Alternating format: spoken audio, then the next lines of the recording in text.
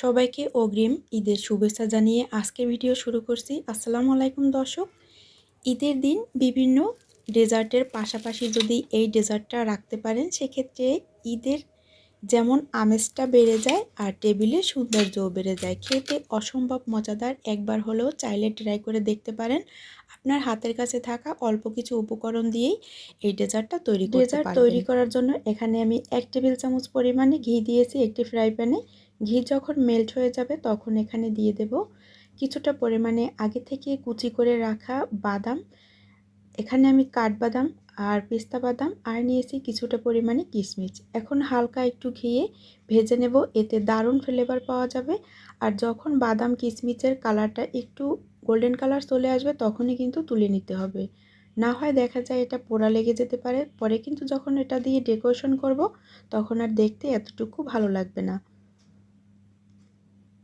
এখন সব বাদামগুলো আমি ভেজে নিয়েছি, ওই ঘির ভিতরে দিয়ে দেব ভার্মিসেলি সেমাই। আপনারা চাইলে কিন্তু লাচ্ছা সেমাই দিয়েও এই কুনাফাটা তৈরি করতে পারবেন, সেক্ষেত্রেও খেতে আরও বেশি মজার হবে। এখন ঘিয়ের সাথে ভালোভাবে সেমাইটা ভেজে নিতে হবে যতক্ষণ না একটু গোল্ডেন কালার চলে আসছে। তো একটু সময় নিয়ে ভাজতে হবে, কারণ দ্রুত যদি চুলার আঁচ বাড়িয়ে দিয়ে ভেজে নেন সেক্ষেত্রে কিন্তু দ্রুত কালার চলে আসবে আর পোড়া লেগে যেতে পারে। তাই আমি চুলার আঁচ কমিয়ে তারপরে সেমাইটা গোল্ডেন কালার করে ভেজে নিয়েছি। এখন দিয়ে দেব হাফ কাপ পরিমাণে গুঁড়া দুধ। গুঁড়া দুধ দিয়ে এখন আবারও 2 থেকে 3 মিনিটের মতো ভেজে নিতে হবে। আর এই সময় কিন্তু চুলার আঁচ একদমই মিডিয়াম টু লো রাখতে হবে, কারণ গুঁড়া দুধ দেওয়ার সাথে সাথেই কিন্তু এই সেমাইটা ধরে যেতে চায় আর কালারটাও কালো হয়ে যেতে চায়। তাই চুলার আঁচ মিডিয়াম টু লো রেখে ভেজে নিতে হবে। যখন ভাজা হয়ে যাবে তখন দিয়ে দেব হাফ কাপের থেকে একটু কম আছে চিনি। চিনিটা দিয়ে আবারও 3 থেকে 4 মিনিটের মতো ভেজে নিতে হবে। আর এখানে চাইলে কিন্তু ঘিয়ের পরিমাণটা আরেকটু বাড়ানো যেতে পারে। ঘি যদি হাতের কাছে না থাকে সেক্ষেত্রে কিন্তু আপনি চাইলে বাটার দিয়েও এই সেমাইটা ভেজে নিতে পারেন। আর ভাজা সেমাইটা আমার হয়ে গেছে, সাথে সাথে অন্য একটা বলে তুলে নেবেন, না হয় দেখা যায় দ্রুত কালার চলে আসবে আর সেমাইটার কালারটা নষ্ট হয়ে যাবে। এইদিকে আমি ক্রিম তৈরি করে নেব। তার জন্য একটি প্যানে আমি নিয়ে নেব 1 লিটার দুধ। ক্রিমটা একটু বেশি করে তৈরি করব, কারণ আমি বড় সাইজের 1 প্যাকেট সেমাই নিয়েছি। তো এইখান থেকে আমি হাফ কাপের মতো ঠান্ডা দুধ তুলে রাখবো। এই দুধটা পরে কাজে লাগবে। তো এখন এই দুধের সাথে অ্যাড করব আমি হাফ কাপ পরিমাণে গুঁড়া দুধ। আপনি চাইলে এখানে কিন্তু 1 কাপ গুঁড়া দুধ দিতে পারবেন। এখন গুঁড়া দুধটা ভালোভাবে লিকুইড দুধের সাথে মিশিয়ে নিতে হবে। যেহেতু আমি এখানে কোনো রকম ক্রিম ইউজ করছি না, তাই গুঁড়া দুধের পরিমাণটা হাফ কাপ পরিমাণে দিয়েছি 1 চিমটির মতো লবণ। আর ফ্লেভারের জন্য অ্যাড করছি এলাচি পাউডার। এলাচি পাউডারটা অবশ্যই দেওয়ার চেষ্টা করবেন, সেক্ষেত্রে কিন্তু দারুণ ফ্লেভার পাওয়া যাবে। দিয়ে দেব 1/3 কাপ পরিমাণে কনডেন্স মিল্ক। আমি কোনো চিনি ইউজ করছি না, আপনারা চাইলে কনডেন্স মিল্কের পরিবর্তে চিনিটাও দিতে পারবেন। এখন আগে থেকে তুলে রাখা ঠান্ডা দুধের ভিতরে দিয়ে দেব আমি 2 টেবিল চামচ পরিমাণে কাস্টার্ড পাউডার। আর আপনাদের হাতের কাছে যদি কাস্টার্ড পাউডার না থাকে সেক্ষেত্রে কর্নফ্লাওয়ারও দিতে পারবেন।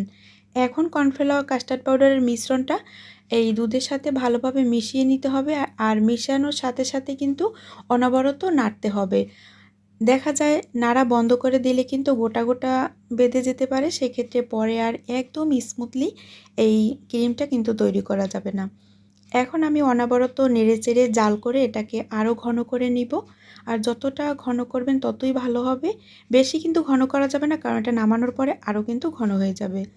তো এইদিকে এখন একটি মোল্ড নিয়েছি, আমি আজকে এই মোল্ডেই কুনাফাটা তৈরি করব। তার জন্য হালকা একটু ঘি ব্রাশ করে দেব। ঘিটা ব্রাশ করা হয়ে গেছে, এখন দিয়ে দেবো সেমাইটা। ঘিটা দেওয়ার কারণে যখন এটা মোল্ড আউট করব তখন মোল্ড আউট করতে অনেক সুবিধা হবে আর ভেঙেও যাবে না। তো প্রথম লেয়ার আমি সেমাই দিয়ে দেব, আর বেশি মোটা করে দেয়া যাবে না।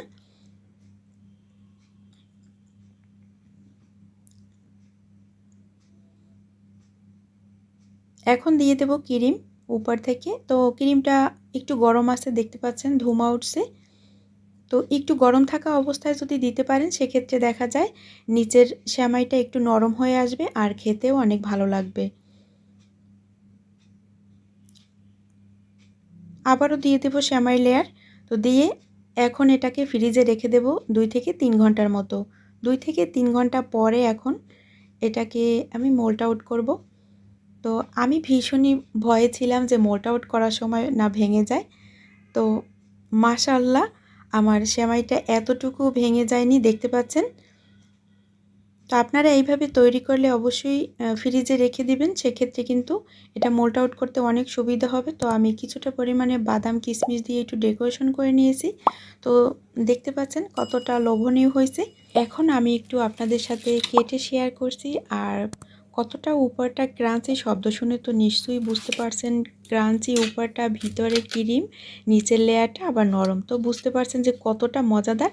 আসছে ঈদে চাইলে কিন্তু এরকম একটি ডেজার্ট আপনার টেবিলে রাখতেই পারেন। আপনার ফ্যামিলির সবাই খুবই পছন্দ করবে, আর হাতের নাগালে থাকা অল্প কিছু উপকরণ দিয়েই কিন্তু এই কুনাফাটা তৈরি করা যায়। তো দেখা হবে নতুন পর্বে, নতুন ভিডিওতে। সবাই ভালো থাকবেন। আল্লাহ হাফিজ।